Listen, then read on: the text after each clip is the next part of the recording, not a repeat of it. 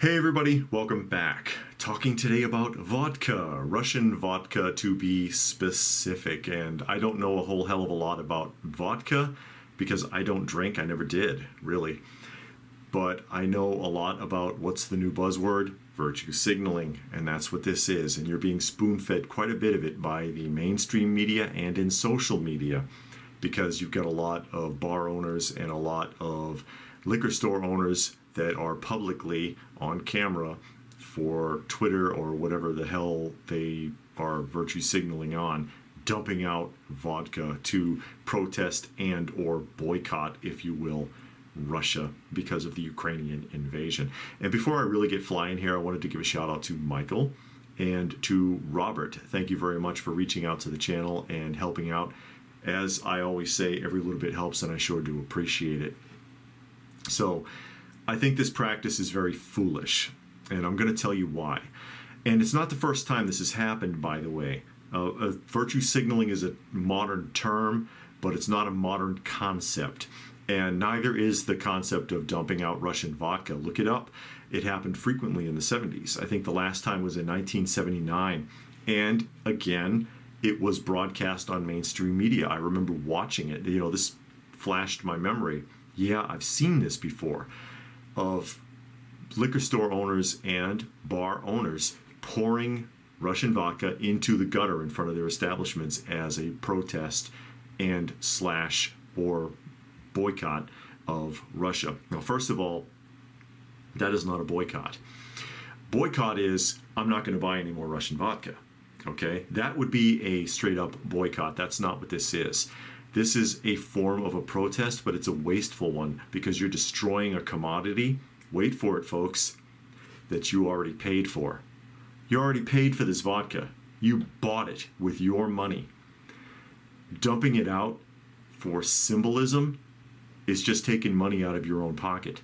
And then a few months, a year or two from now, it'll blow over and you'll be buying Russian vodka again because that's what always happens.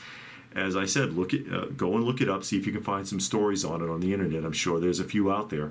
This was done a few times in the 1970s, and I think the last time was 1979. And I do actually recall, being a child, seeing on the news them making a big deal about people across the country pouring out cases of vodka into the gutter.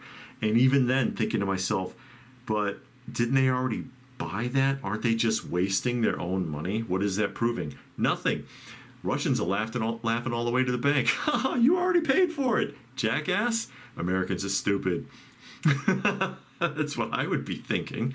Now, again, if you want to boycott them by not buying any more from Russia, that's fine. It won't hurt the Russian government, but because the Russian government is primarily making the majority of their money through the sale of oil and natural gas, which I don't see anybody boycotting or disposing of. Are you going to take 10% of the gas out of the tank of your car because 10% of the fuel processed from Russian oil is mixed into your gas tank? You're going to take 10% out and pour it down the gutter? I don't think so. I bet you go to the pump and still fill your tank up while you're dumping vodka out. And the taxes on those sales and other commodities is how they made the majority of their money. Probably not so much from vodka sales. If you're hurting anything, you're hurting some independent contractors in Russia. And I've been seeing a lot of hate against Russians here, and I want to touch on that really quickly. Oh, it's a mug from the Ronald Reagan Presidential Library, which Johnny sent to my P.O. box. Thank you very much, Johnny. I appreciate that.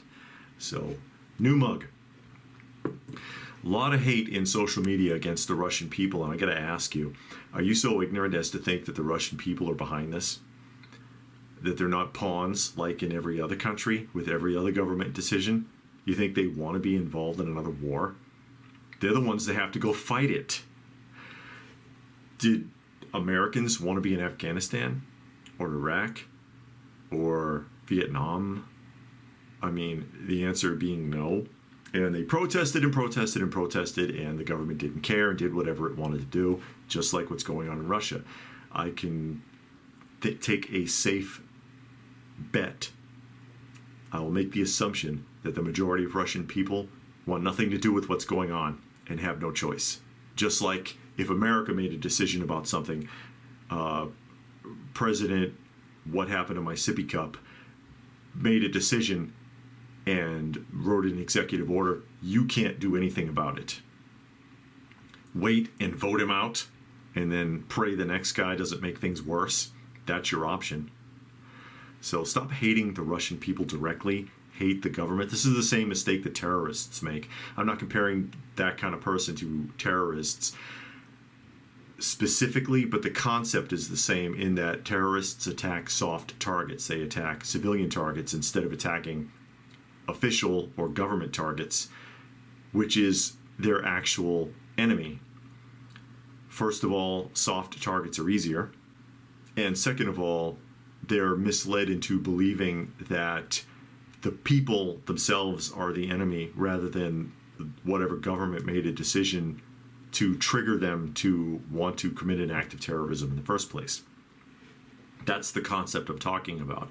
Russia government is doing something now, and so people are directing their energy at Russian people who probably aren't even involved. I'm not saying that there aren't Russians over there that are all behind whatever's going on, but I'm willing to bet the majority of them want nothing to do with harassing the Ukraine, if you catch my meaning there.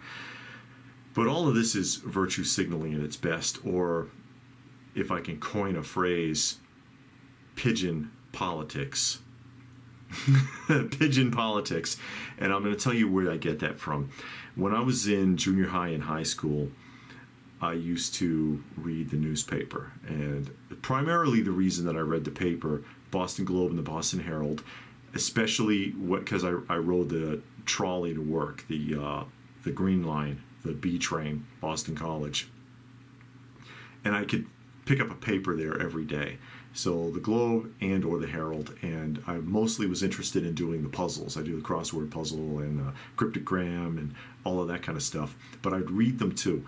And I want to say it was the Boston Herald had an article, and this is like around 1985, I want to say, where they had contracted. There used to be huge flocks of pigeons in the Boston area. Most of them have been poisoned.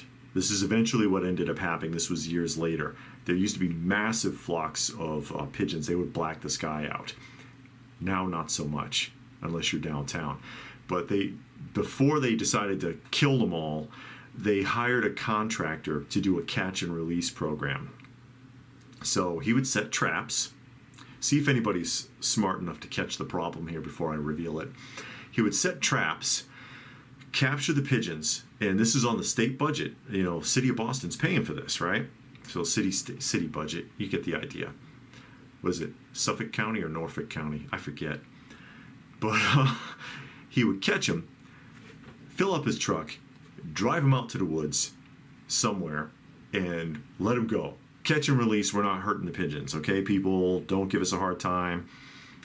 And I'm sitting there reading that article, and remember, I'm like 15, I want to say, and I'm like, that doesn't make any sense. Why doesn't it make sense? Who knows? You can put it. It wouldn't make any sense to put it in the comment section, because I'm about to tell you why. What are pigeons best known for? What are they famous for? Why were they used in wartime? Because when you let them go, no matter where you are in the world, what do? They go right back where they came from. That's why they're used for messaging. That's why people raise pigeons and they have contests where they drive them out somewhere and let them go. Doesn't matter where you let them go, they will find their way back. So this guy's letting them loose in the woods. A few days, a week later, they're right back where they started. He gets to re-catch them and release them again. Oh, what a great job that must have been. I'm willing to bet that he was somebody's nephew. There's a little nepotism going on there, maybe. But that kind of virtue signaling to me is like pigeon politics. Just stupid. It's just stupid. Doesn't make any sense. That's what I'm saying. You want to dump your vodka out that you paid for, that no one cares if you dumped it? Go right ahead. Show yourself on camera dumping your vodka. Look at me. I think it's stupid. Or did I miss something? If you think I missed something or I don't get it, it's okay to tell me in the comment section down below. Just make sense and be nice about it. Don't be a prick. Please do give the video a thumbs up if you get where I'm coming from. Share it if you can. Subscribe if you're new. All that good stuff. Check Kitty. Cat moving something over there. Check out some of the other videos if you have not, if you're new to the channel. Share it if you can. Like I said, it's probably the only way it'll get seen. This channel gets a very hard time from the powers that be. If you wanted to help the channel out, there are links for that down below. Every little bit helps, and I sure do appreciate it. If you are curious about the cat images, there's strays that I help out, and putting the images on the video actually helps with the algorithm with uploading to YouTube. Believe it or not, it was a tip that a viewer gave to me, and it actually freaking works. Go figure. And if that's it, then what more can I say but stay frosty, folks, and thanks for watching.